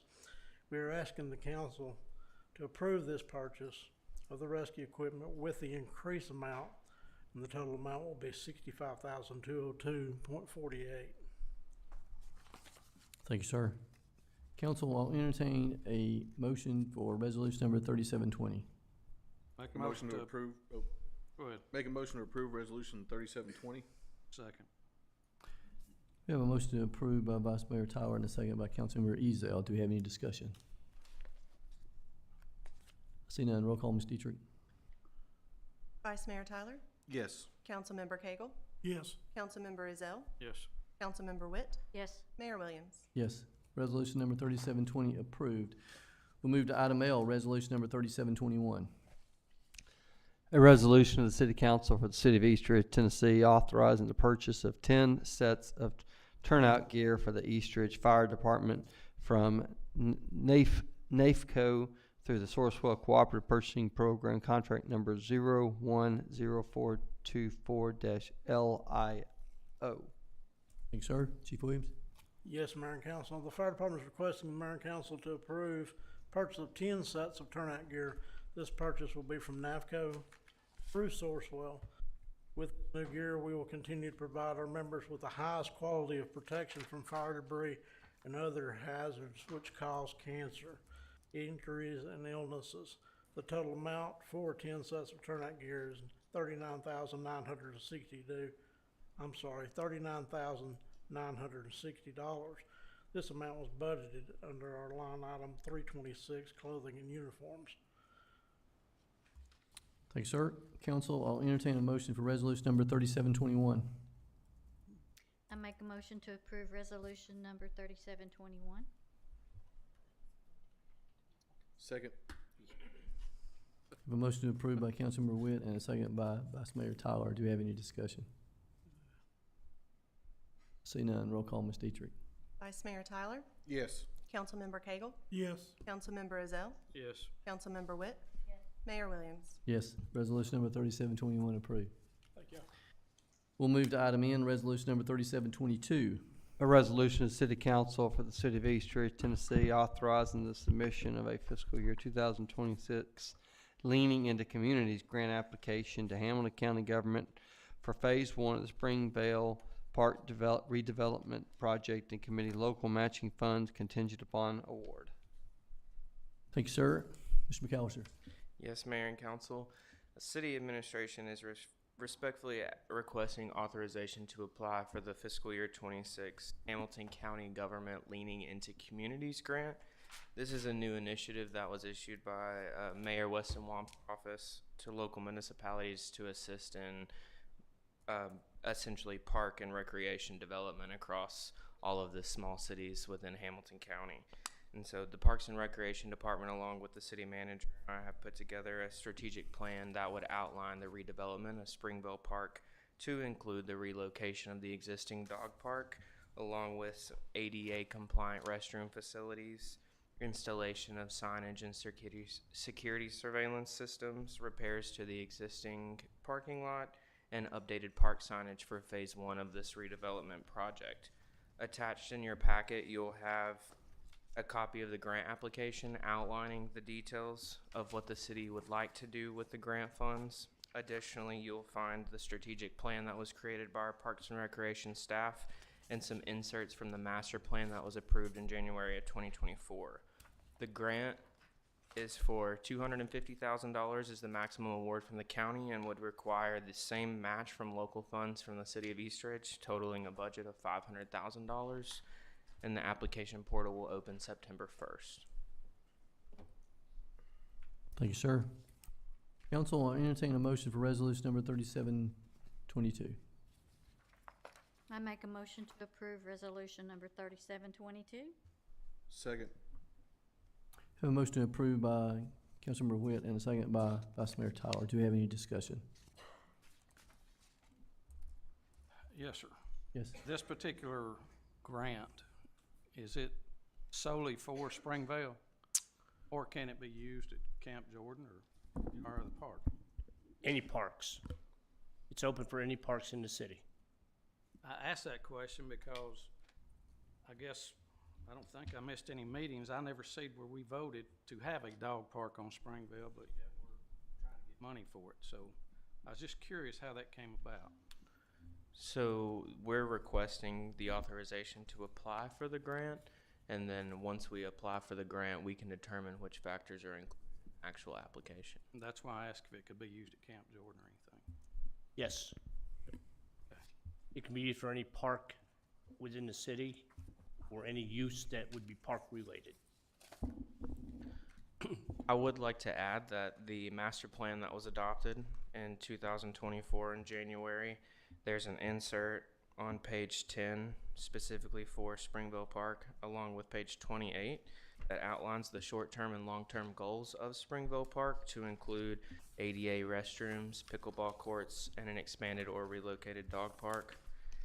And additionally, there are some recommendations from the consultant group that created this plan that was additionally approved from the council at that time. And so that's what we utilized to create the strategic plan for the grant application. I just seen where, if I read everything right, thought I read where it says y'all talked to the residents there, but. We did. We had a public survey and they responded. Yes. So I sat and talked with them today. And apparently they're not really, they don't want it there. Let's just put it that way.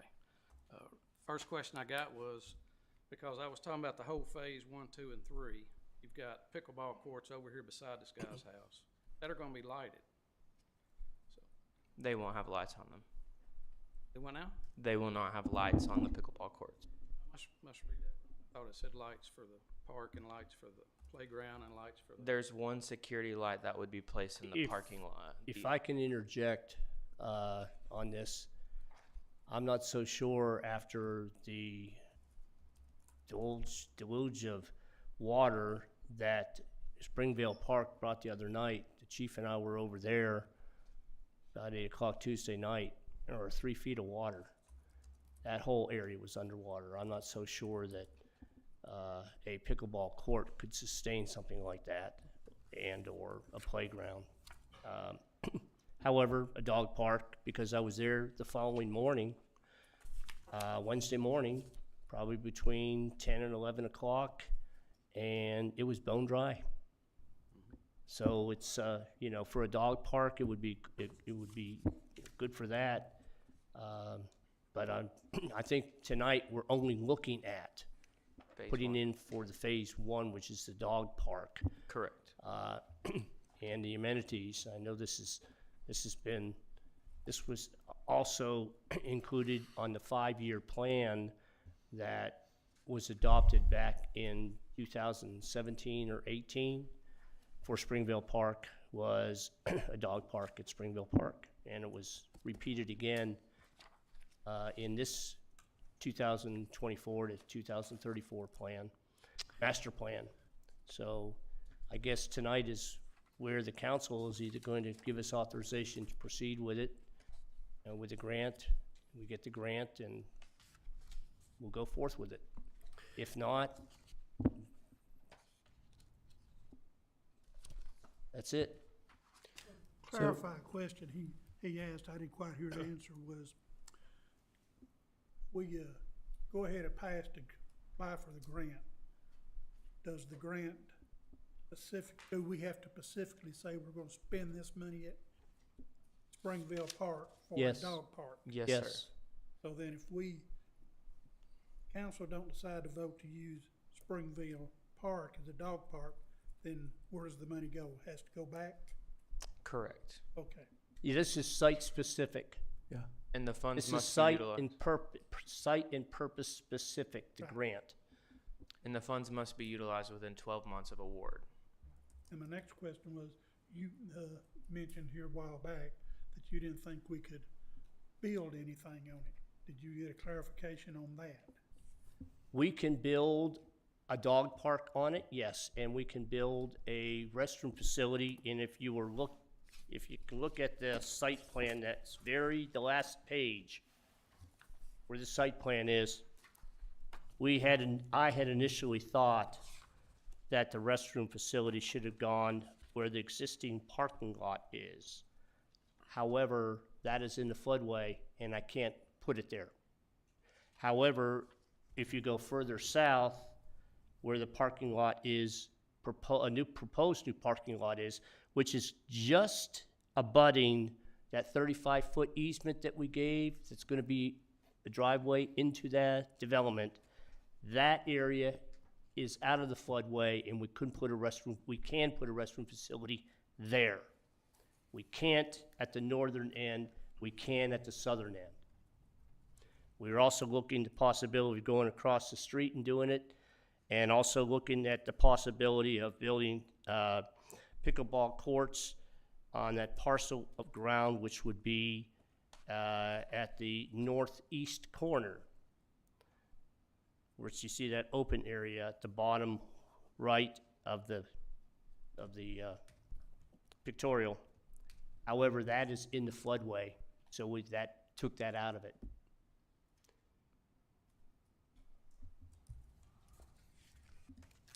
But we're limited on where the bathrooms could go.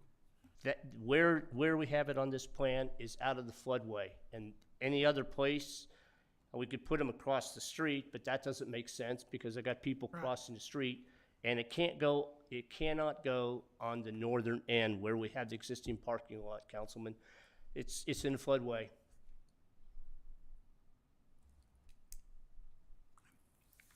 Any other questions? So this is approving just phase 1, which is the dog park and the restrooms. Correct. And I understand there may be opposition to residents down there, but to Councilmember Ezel's statement, I love everything that's going on in the park, and we continue to enhance it. But I do remember the study said a lot of the citizens would like to see things outside of Camp Jordan, so they have some other amenities in other locations toward the middle and the upper end. That's why this dog park is so popular. And I think that's going to be popular as well. So just a little note on that from the citizen survey that came in a few years ago. Any other questions or comments? The good thing about this park, if they're not limited to the grass, we can move from each side so that. It's much larger. We can, yes. You wanna explain that? Talked about the grass. Rotation? Sure. What happened? Yes. Rotation. So the park will be designed to have 2 equal parts and then a smaller portion in the middle of the park. So it'll have a double gated entry, concrete pad, and then one of the areas of the park will remain closed at all times so that Parks and Recreation staff can shift visitors and animals over to allow for one portion of the park to stay repaired at all times seasonally. And that was one thing that we've experienced at the existing park is we don't have an area to close off and allow the grass to repair prior to additional visitors coming in and ruining the grass. I mean, Shauna and her team planted grass. Fire department helped water it for a couple of weeks, and it was immediately ruined once we reopened the park. Thank you, sir. Any other comments, questions, council? I'll send in roll call on Ms. Dietrich.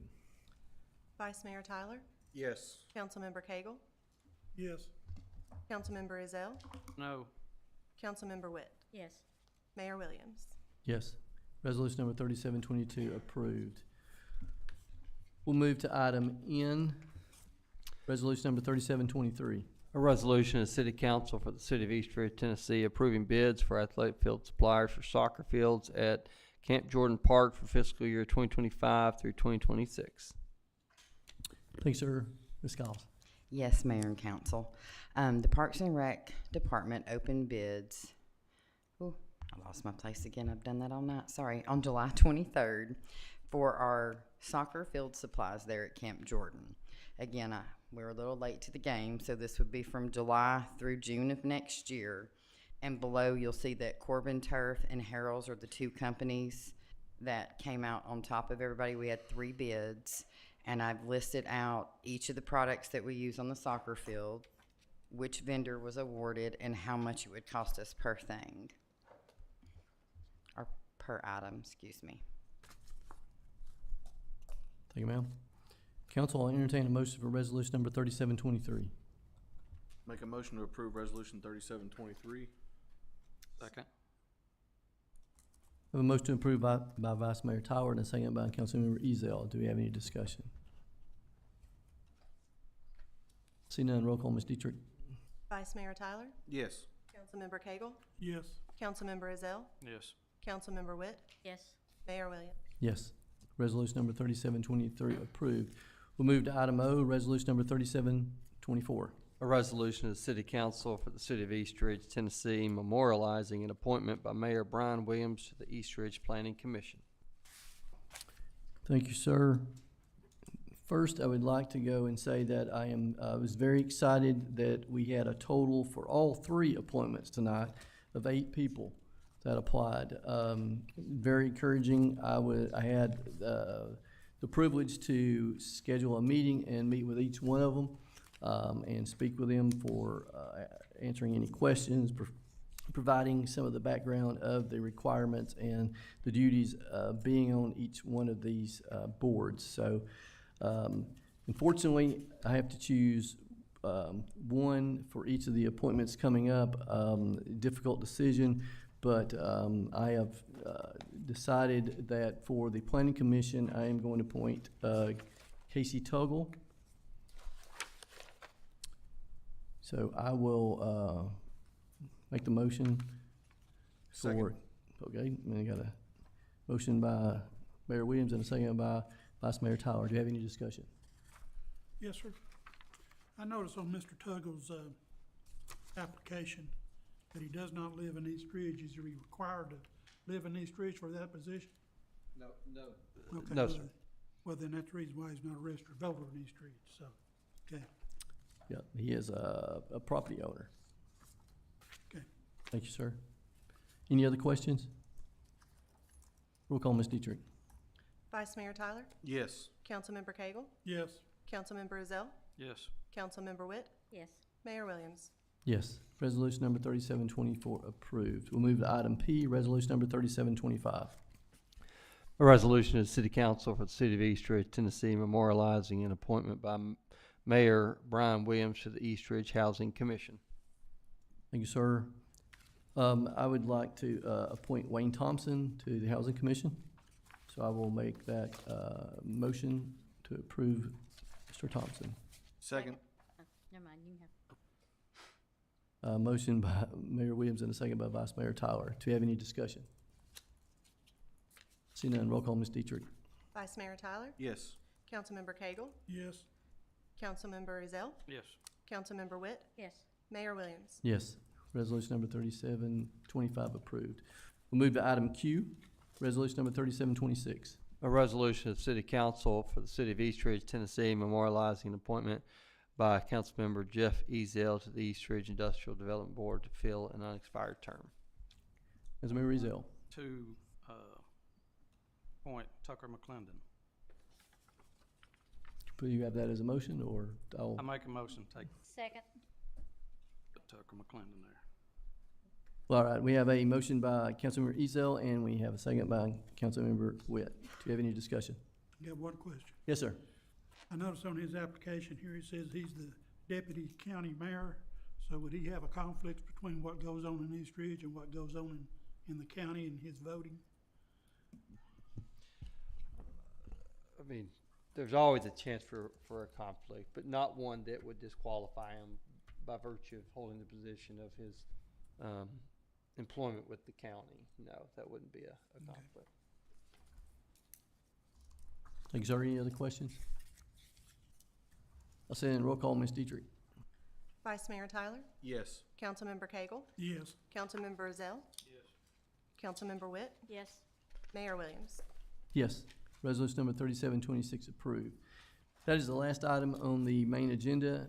The next item is a discussion of the tentative agenda for August the 28th, 2025.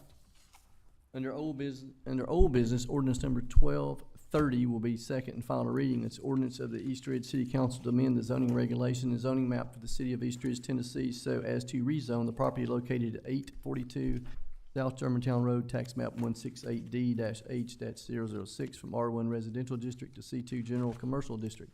This will be the second and final reading that passed earlier. Any discussion, council?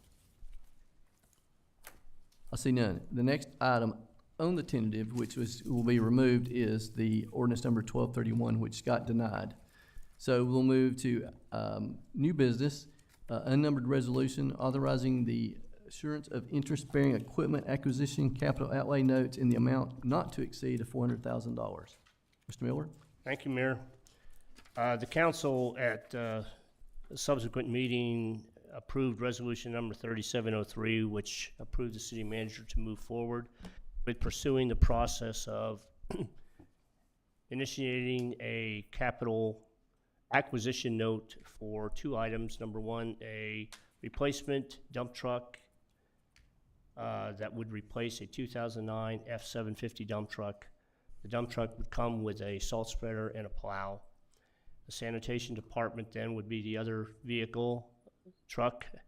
We would be replacing a 2006 rear end loader with over 145,000 miles on it.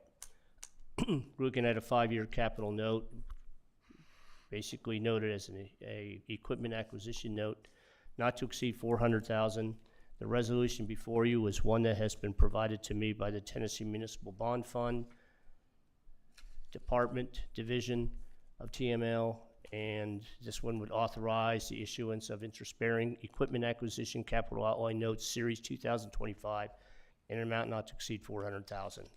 With the adoption of this, I'll notify the Tennessee Municipal Bond Fund tomorrow, and they'll start the process in regard to acquiring our funds. We should probably have that within a month.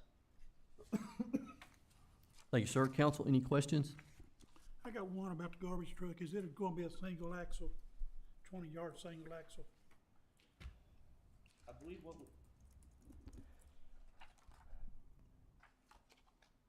I believe it is a single axle. Okay. I believe the F-750 is going to be a single axle. We don't need anything that's heavy as far as the double axle is We don't need concerned. a double axle, especially in the cul-de-sacs. Exactly. Any other questions, council?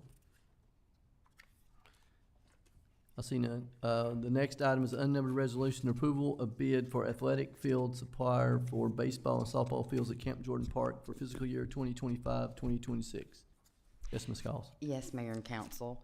We did a rebid for the athletic fields and equipment supplies for the baseball and softball fields. We will actually open those up next Wednesday at 2:30, and I should have them ready for council review by the 28th of August. Thank you, ma'am. Council, any questions? See none. The next item is unnumbered resolution approval of bid for trophy vendor to supply awards for various youth and adult sports programs managed by the Parks and Rec Department. Ms. Collins.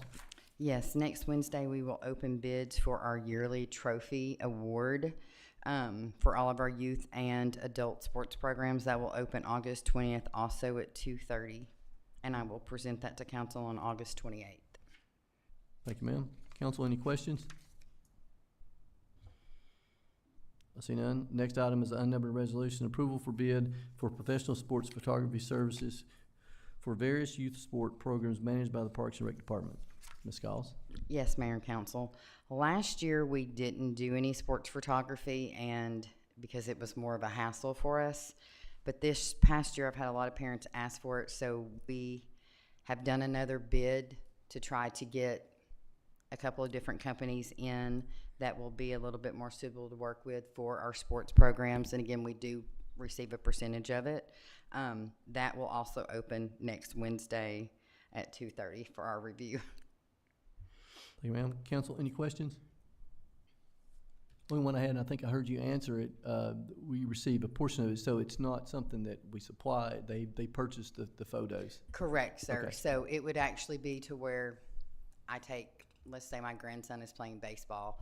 I have the option to go take and have him have pictures made, and I have the option to either purchase or not purchase. Right, okay. Or even take them according to which photographer it is.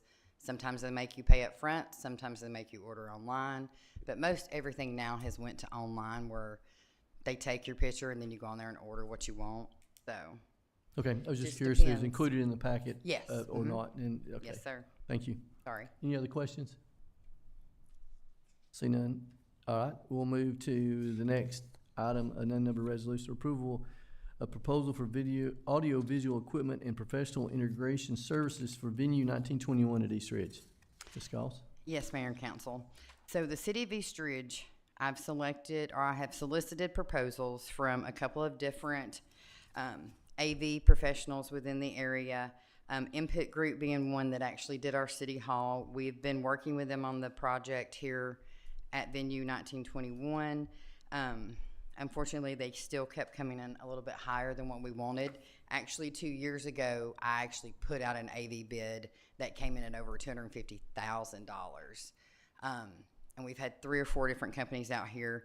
Then I found AVI, SPL. They've actually already been out there through a Sourcewell company. They've been working with the contractors, and they're able to get equipment a lot cheaper through our Sourcewell pricing. You have both packets to look over between now and the next council meeting, and I will have the AVP people actually here too. He's on vacation this week, but he'll be here when we have our next council meeting in case you do have any AV questions, because he's the expert. Unfortunately, I'm not. I'm going to learn it. But I still wanted to make sure that y'all had everything to look over between now and then. And if you had any questions, we'd be able to answer those. This is money that we did have allotted for the venue, like our kitchen equipment. And as Mr. Miller will tell you, the guy from AVI has come down, walked the venue with us. He's actually been back and walked the venue. And now we're working, to get this ready. They'll be the last piece that actually comes into venue 1921. They will want the area completely staged, the area completely cleaned, and then they'll come in after everything is kind of set up. We'll set it up for an event, and then from there they'll start everything like doing their testing on sound and stuff, so they'll actually be one of the last pieces. But while we can get the equipment now before extra charges start to come our way, we're trying to go ahead and move on this. Most have talked on that. Good job on that. I want to thank Shauna and Cameron And Michelle. and Michelle, those three. I tasked them with the project to come up with a good system, but not a Cadillac system. The Cadillac system that they put in front of me months ago totaled $175,000, and I said, and no way am I going to approve that. They have brought it down. It's a good system. It's a solid system. It will provide what we need to be able to bring venues in of luncheons and dinners, weddings and so forth, a system with microphones and speakers and so forth, a top-notch system, but not one that has all the bells and whistles. We don't need that. So Also, we did a need- good job of bringing the price down and getting a good system for what we need. Yeah, and Jeff Duncan. with the And fire yeah, I do department. want to thank Jeff Duncan from the fire department. He does a lot of these systems, so we brought him in to get some of his input on what we were looking at. But you did a good job of bringing it down at a very reasonable price for a good system that's going to serve us well. Okay, council, any questions? All right, I see none. That is the last item on the tentative agenda. Is there any other business we need to consider for the next agenda at this time? All right, I see nothing. Before I close, I want to remind everyone to contact the city, get yourself logged if you had any water damage, and also if you're interested in supporting, helping, funding, or supporting some of the citizens that's been devastated, contact the city as well. And then for residents that need some assistance, give us a little bit of time before we can collect that data and have a comprehensive, or at least a good starting point for some services and organizations that's willing to help. I know we've already got several that started. I'm not sure if they called yet, but I spoke to several this afternoon. So with that, I will end. I hope everyone has a very safe and blessed evening, and this meeting is adjourned. Hey, Brian, Yes, sir. how about people that rent? Can they turn in their furniture and stuff? People that rent instead of the homeowner? I would think that renters, I mean, they would, I don't see why not. I don't see why not. Residents. They're residents. As far as I'm concerned, residents. They're not Yeah, owners, but they're well, residents. Well, you kept saying property owners. I'm sorry. I don't think we should distinguish between. That was an error on my fault. It's a resident. It is, and I